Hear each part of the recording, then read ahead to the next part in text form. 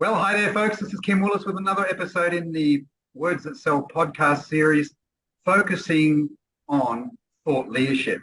Now, I've got a great guest for you. I've come to know Christian Mather over the last few months. He's got an interesting story to tell, and I'm sure after listening to him, you'll want to connect with him on LinkedIn at the very minimum. How you doing there, Christian? I'm well, thanks, Kim. Thanks for having me today. Appreciate it. That's a pleasure. Now, as you can see, I've got a little bit of a technical problem. I'm not sure whether it's a lighting issue or it's a camera issue, but obviously I'll have to get it fixed tomorrow. But I thought we just thought, well, look, it's the message is the most important thing. We can see Christian pretty good, so if you don't see me so clearly, no big deal, because the content will be good anyway. So, Christian, your background is in the financial services industry. So why don't you just share with our audience, how that happened, what made you go into that industry, and just to give a little bit of sort of an abbreviated history from when you started to where you are now. Sure. I suppose it started out 10 years, well, more than 10 years ago, 13 years ago, when I moved to London in 2010. And at that point, I'd spent a long time traveling, and I'm sure you can come to me for that backstory at another point. But I subsequently spent 10 years in a stockbroking asset management industry, very long hours, running teams. And it really came as a realization to me that wasn't really contributing to clients at all. It was all about wealth generation, but it was nothing about their own lives. And subsequently, when my daughter was born, 2019, I really wanted to improve my own lifestyle and by improving my clients. So that really led me onto this, human-led financial planning and advice. And it really brings us here today. I've spent the last 4 years getting into the weeds of how we can deliver a better retirement for people so that they can really enjoy their life. Really, what we want them to do is go to bed knowing they've got enough at night and get up in the morning knowing they've got enough to do. Yeah, that's a great attitude to have, and I'm sure you've become quite effective, very effective at communicating those core values and beliefs to your clients, prospective clients, etc. Yeah, sure. I think that the financial industry itself is highly complex, and at times that complexity is used against the end user. It's information asymmetry. Really, what we need to do is cut it down, and put it in terms that people understand, so that they get the outcomes that they're looking for. Yes, that's right. Now, just before we started doing the interview, you mentioned to me that you'd taken a vacation with your family, and I asked you, did you have any sort of epiphanies or light bulb moments or whatever? And you shared an interesting thought with me. Do you mind just conveying that to our audience? Yeah, sure. I think what's been at top of my mind recently is how we can cut down what is essentially needed for people to get to where they are. Again, I come back to we're in this industry of complexities, and actually having that, breaking things down really down to the bare essentials helps us to actually understand what's important in life and what our purpose is, so that we can actually focus on that rather than all the other outside noise. So it's really been, to me, is what can we cut out? What can we do less of, but still get the same outcome? And how can we free up our time in that respect? Yeah, absolutely, and certainly in the the high tech online internet age, it's very easy for people to get distracted, isn't it?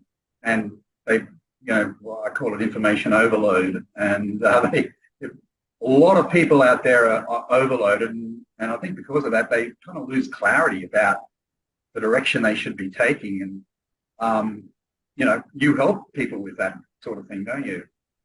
Yeah, that word direction's key. Everything in our life is designed to take our attention away. from the phones that we use now. 20 years ago, we just didn't have that level of technology. The phones that we use, the Netflix, everything's really there to take our attention away. It's really about being present in the moment, understanding what's important to you. Something that always sits top of my mind is, in 20 years' time, the only people that remember how long you worked or the hours that you worked are your children. Yeah, exactly. Yeah. Have you heard of a book called The One Thing?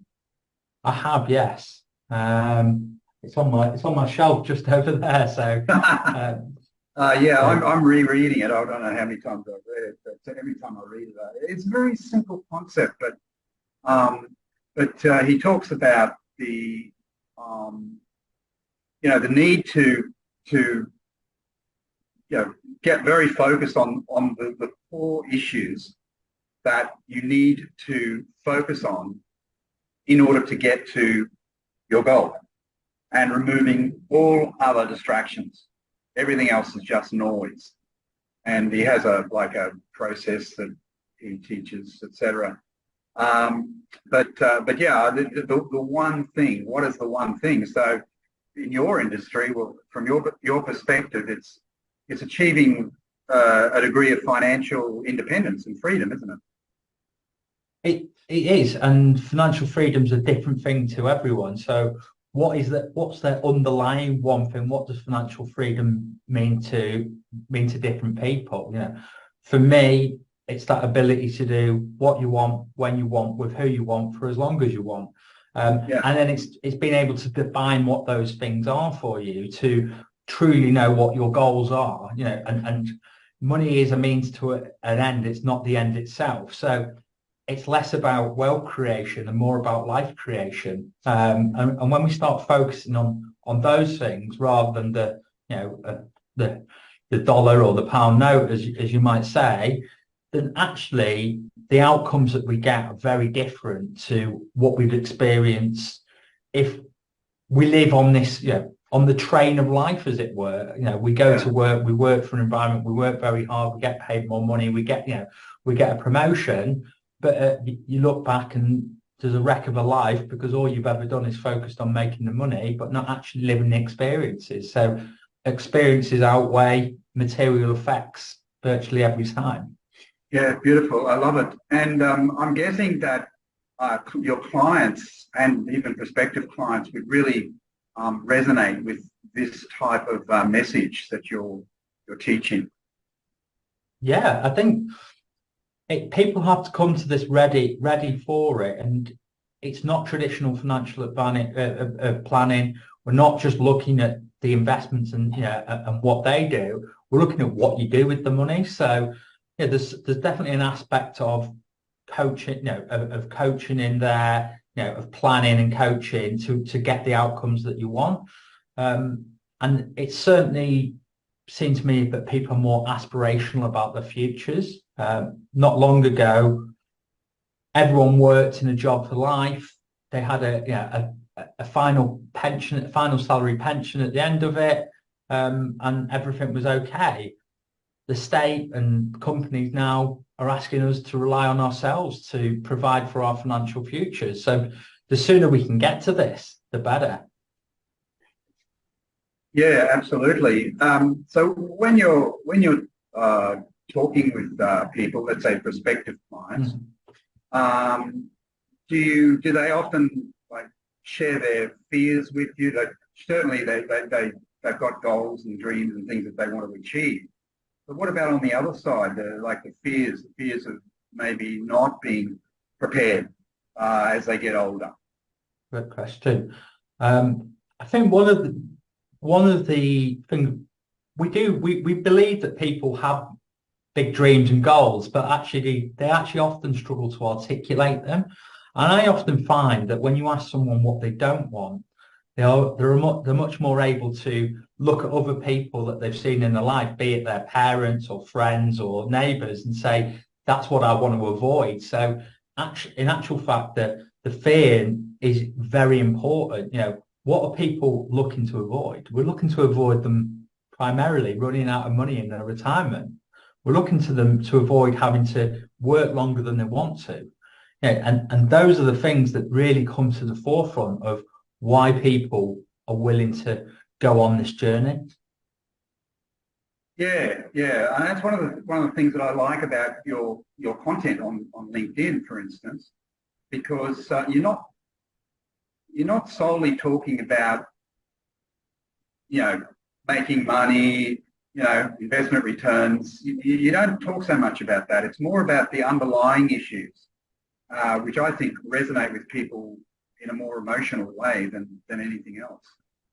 Yeah, I think when people have a problem, because that's what we all do, isn't it? We're all problem solvers, and that's and ultimately that's what we're doing. And it's how we might break those problems down. So, for instance, someone might come to me saying, "I'm really worried that I have, like I'm not planning, I'm not doing enough for retirement." So that's their external problem that they come, internally. They don't know how much they need for retirement. Yeah, and then philosophically, they are really looking at how do I break free of the system and become a retirement rebel and actually live completely differently. So it's going through those different deep layers of what people's problems are, understanding them and being able to break them down so that they can understand them as well. Yeah, absolutely. Just going back to your LinkedIn content, it seems to me that because of the, I call it the editorial stance that you've taken, that you're coming across increasingly as a thought leader, someone who has maybe a different perspective compared to most others in your industry. Is that fair to say? Was that you see things like that? It's kind of you to say that, and I suppose it's not for me to judge whether I'm a thought leader or not. But from my perspective, what I'm trying to do is understand what people really want, and and how they can get the best outcomes of their life. So to do that, I've had to really spend a lot of time, not just with clients, but with various people, interviewing them, understanding that, so that we can go deeper into the psyche of why people make the decisions that they do, and helping them understand it. So really starting to understand the biases that are involved and from a psychological aspect. And that's why it's a branch of financial advice, which is human led. It's putting people before the money, and really understanding intrinsically what it is that they're looking to achieve and what they want from their life. Yes, it's powerful. Have you, what sort of feedback have you been getting from people who've been reading your content on LinkedIn? Anything that you can share? Yeah. So, I mean, I've had a lot of feedback from people within my own industry, which has been predominantly positive, saying that these are the things that they want to think, that they find it difficult to articulate. I think certainly when you posting on social media and you're putting content out, and when you put hundreds and hundreds of posts, you have to be authentic in the sense that to continue writing new material, it's easy to, I've got no way of saying it, but bullshit if you're putting a couple of articles out, but when you're a few hundred posts in. So it's been very positive, but for me, it's actually seeing the positivity of clients. So often when they come on board, they don't really know what they're, fully what they're buying into, because I think sometimes until you've experienced it, but certainly as we go a few years down, we can see a big difference. Can I tell you a story about a client? Yeah, sure. Please, we love stories, Christian. So recently worked with a lovely couple. I've been working with them for 3 years, and I went along to them to do what we call a forward planning meeting. It's sort of our annual meeting. Sat down with my agenda, and straight away, as soon as I asked the question, what's going on with you? Is there anything you want to talk about? The wife in this situation was quite anxious, because we've seen a few years, the market's not been great. They've just worked 35 years, come into retirement. You know, in her words, all the money's going, you know, the investments are going down, and the you know, and the costs are going up. So what we were actually able to do with her was sit her down, help her understand what her purpose is. She felt she had no purpose now that they left work, and actually put a framework into, you know, in to show them that everything was going to be okay, but also give her a framework of things that she could do going forward. So what it helped her doing is it took a lot of anxiety away from the situation, that she was literally, you know, struggling to sleep at night, but it also gave her some new focus. For her, that was, you know, going and experiencing horse riding again, several trips that they wanted to make, starting to plan those out, doing things with the family. So she went from being quite anxious to actually being quite positive about the future. And I think that's, you know, there is an element of the money coming in there, but it doesn't matter how much. I could have just told her everything's going to be okay and walked out of that meeting.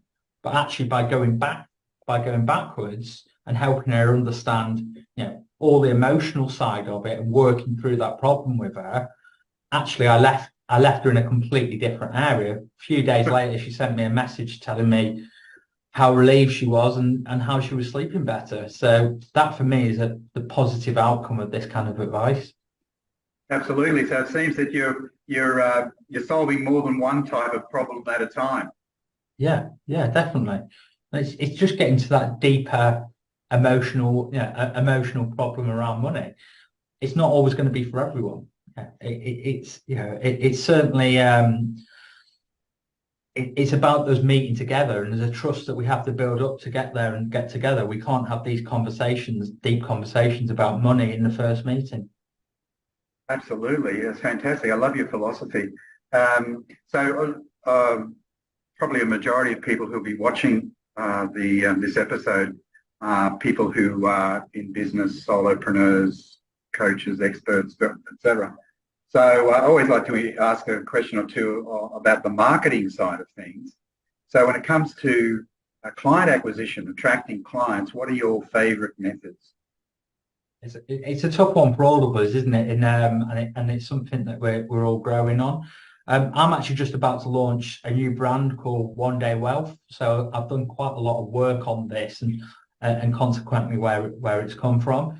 There's two areas of focus for me. One is driving the content through LinkedIn, and working with that, and actually building a strategy. So it's something that's been okay for me in the last year.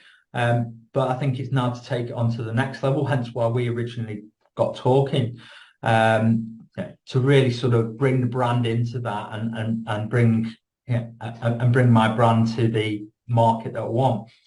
Yeah. Where I'm really focusing on, what we provide, like many coaches, is a premium product. So what I really look at is the smallest addressable market. Bit of Seth Godin, if you're familiar with him. So I'm sort of really only looking at servicing between sort of 50 and 60 client families, and I'm looking at where they are.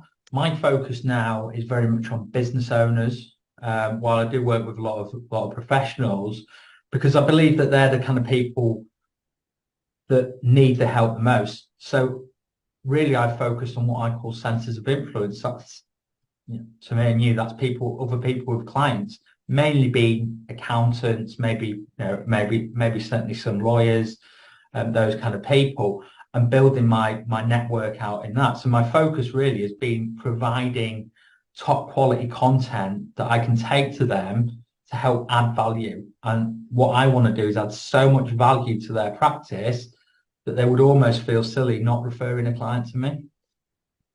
Wow, that's a great attitude. That's a great attitude to have. Another thing that I just wanted to mention, on the marketing side of things, is that not only have I experienced it, but others have experienced it as well. And you may be able to add your 2 quid's worth, or even 2 or 1. Even for people that are not getting many clients, or even any clients, worst case scenario, from LinkedIn directly, they're telling me that their LinkedIn content is still very valuable.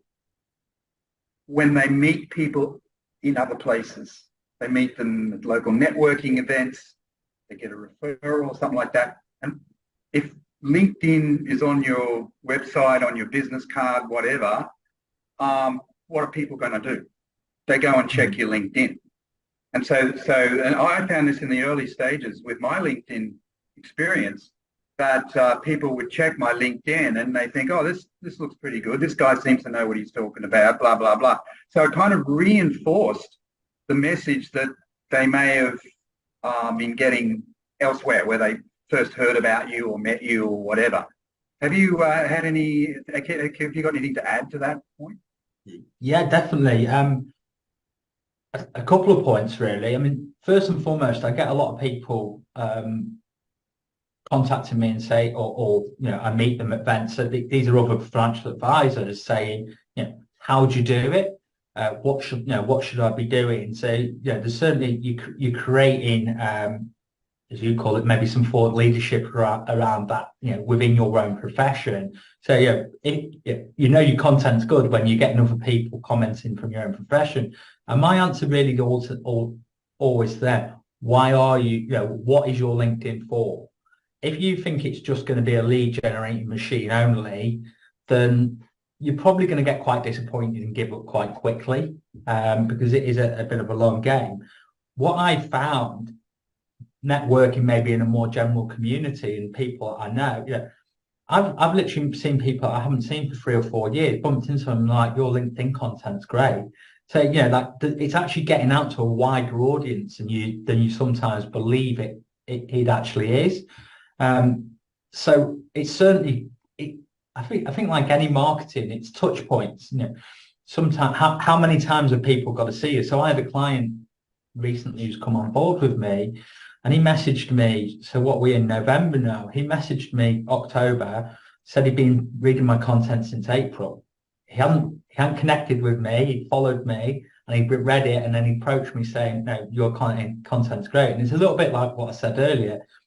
You're posting regularly, you have to be authentic, because you just can't keep making new things up if it's just a bit of sales pitch. So if you want to go into LinkedIn and do it, and I'm by no means someone that's an expert or a professional, but you need to go in with a clear strategy of why you're doing that. And if it's literally just lead generation, unless you've got a lot of patience, it's going to be quite difficult. So I think it's about actually expanding that wider network and collaboration.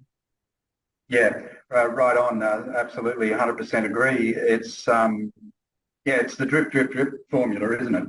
Exposure in different ways on different platforms, and the cumulative effect of it. Well, that example you gave, that was 6 months before they were ready to do something.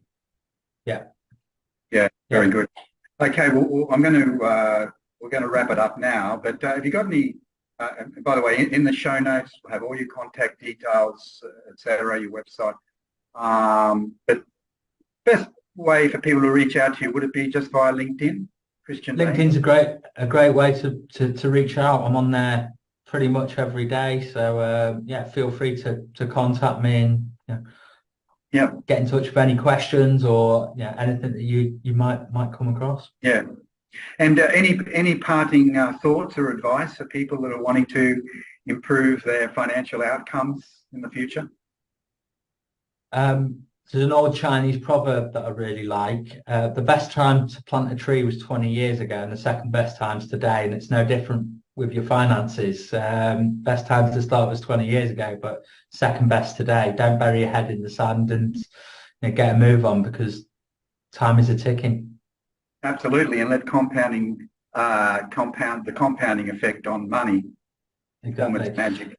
I've never had a client come on board and say, I wish I'd left this longer. They always say, I wish we'd done this 10 years ago, or wish we'd done this before. Absolutely. Well, that's a great parting comment. All right, Christian, great to have you on as a guest. I really appreciate your wisdom, your thoughts, your thought leadership, indeed. And we'll I look forward to seeing other comments from people who watch this interview. So that's great. All right. Have a good day. It's daytime for you, isn't it? Nighttime for me. Yeah. And yeah, all the best, mate. Very good. Fantastic. And let me just say thank you for you for having me on here and really insightful conversation. That's a pleasure. Okay. Bye-bye.